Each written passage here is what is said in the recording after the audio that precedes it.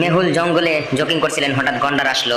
মেহুল গন্ডার থেকে পালাতে শুরু করলো। তিনি গন্ডারকে পিছনে ফেলে এসেছিলেন, তবে তিনি এক গুচ্ছ আদিবাসীদের সামনে এসেছিলেন। এখন আদিবাসীরা মেহুলকে আক্রমণ করে এবং তার পিছনে দৌড়াতে থাকে। তিনি দৌড়াতে দৌড়াতে একটি গুহার সামনে এসে গেলেন। গুহার ভিতরে গিয়ে মেহুল তিনটি দরজা পেয়েছিলেন। প্রথম দরজার পিছনে বিষাক্ত সাপ ছিল, দ্বিতীয় দরজায় বাঘ যা মানুষকে খাচ্ছিল, এবং তৃতীয় দরজাটি হাজার হাজার আয়না সহ একটি বদ্ধঘর। লোকেরা কেবল প্রতিছবি দেখে পাগল হয়ে যেতে পরিচিত। মেহুলকে কোন দরজাটি বেছে নেওয়া উচিত? বলুন বলুন, 5 সেকেন্ড টাইম দিলাম। মেহুল দ্বিতীয় দরজাটি খুলবে, চোখ বন্ধ করবে এবং তৃতীয় দরজার ভিতরে দৌড়াবে। যখন আদিবাসীরা গুহার ভিতরে আসবে তখন বাঘটি তাদের পিছনে দৌড়াবে। মেহুল এখন সহজেই দ্বিতীয় দরজা থেকে সরে যেতে পারে। একজন খুব বিখ্যাত রাশিয়ান বিজ্ঞানীকে হত্যা করা হয়েছিল। গোয়েন্দা মেহুল অপরাধের ঘটনাস্থলে পৌঁছেছেন। তাকে জানানো হয়েছিল যে বিজ্ঞানী একটি খুব বড় প্রকল্পে কাজ করেছেন, সাথে 3 জন সহকারী ছিলেন। অপরাধের দৃশ্য বিশ্লেষণ করার সময় মেহুল বিজ্ঞানীর হাতে রূপার চামচ দেখতে পেয়েছিলেন। মেহুল ভেবেছিলেন বিজ্ঞানী চলে গেছে, কিন্তু কুলু রেখে গেছে। কুলু দেখে আপনি কি অনুমান করতে পারেন খুনিকে? রূপার রাসায়নিক প্রতীক AG। বিজ্ঞানী রসায়ন সম্পর্কিত কুলুটি ছেড়ে চলে যান। মেহুল সঙ্গে সঙ্গে আগের তাকে গ্রেফতার করে নেন। একদিন মেহুল বিরা থেকে একটি কল পেয়েছিলেন। তিনি তাকে জানিয়েছিলেন যে তার বাবা মিস্টার দাসকে হত্যা করা হয়েছে। মেহুল সঙ্গে সঙ্গে অপরাধের দৃশ্য পৌঁছেছিল। তিনি মিস্টার দাসের হাতে একটি নোট পেয়েছিলেন। এটিতে কিছু চিঠি লেখা ছিল। হত্যার সময় বাড়িতে 5 জন উপস্থিত ছিলেন। কুলুটির দিকে তাকিয়ে আপনি কি অনুমান করতে পারেন যে তাদের মধ্যে কোনটি মিস্টার দাসকে হত্যা করেছে?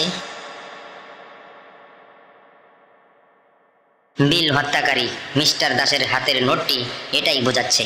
রাজু খুব বিখ্যাত গায়ক ছিলেন। অনেক মেয়ে তার প্রেমে পড়েছিল। একদিন স্থানীয় সংবাদপত্রে জানা গেছে যে রাজু বিয়ে করতে চলেছে।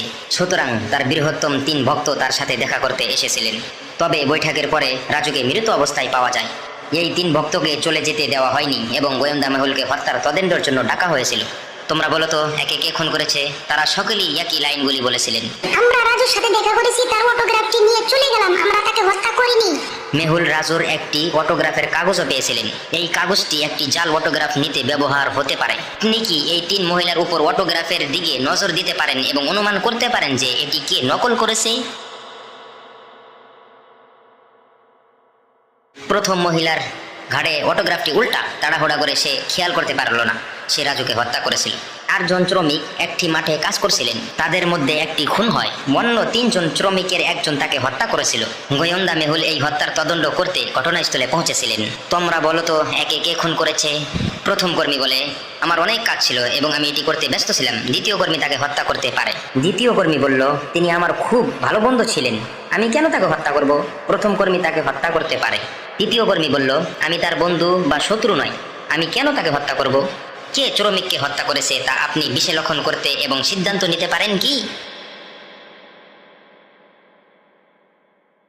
প্রথম এবং তৃতীয় কর্মীর হাতের হানাটির 4টি স্পাইক রয়েছে এবং দ্বিতীয় কর্মীর 3টি স্পাইক রয়েছে। দ্বিতীয় কর্মীর দ্বারা 2বার আঘাত হানার কারণে মৃত শ্রমিকের 6টি আঘাতের নিশান রয়েছে।